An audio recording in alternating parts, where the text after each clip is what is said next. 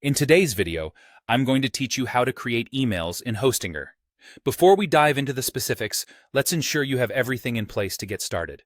First, you need to have a Hostinger account, and ideally, you've already logged in. Now, once you're logged into your Hostinger account, also known as hPanel, take a look at the left side of your screen. You'll see a menu there, and what you want to do is click on Emails. It's nice to have everything organized neatly, and this is your first step toward managing your email efficiently. Once in the email section, you'll want to decide whether to manage individual mailboxes or review your overall email accounts. Don't worry, both of these options are laid out clearly for you, and you can choose the one that meets your current goal. For creating a new email, you'll head over to Mailboxes or Email Accounts, depending on what you see on your screen. Now, it's time to create a new mailbox. This is where you start building your unique email address linked to your domain. Click on Create a Mailbox. You'll see a form where you can specify the details of your new email account. The first field you'll fill out is the email name.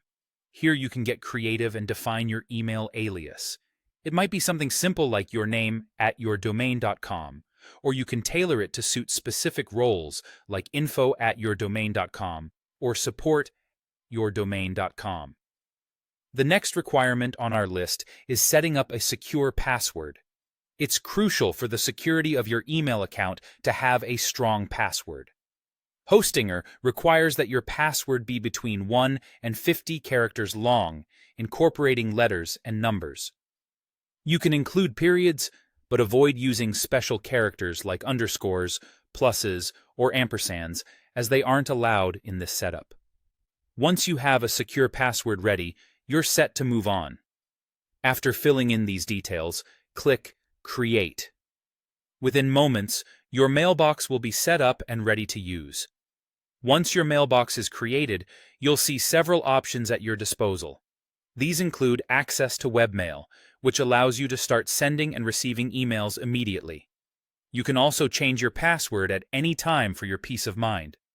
There are more features, like creating an alias, setting a forwarder to redirect your emails, setting an auto-reply for when you're unavailable, or deleting the mailbox if you no longer need it.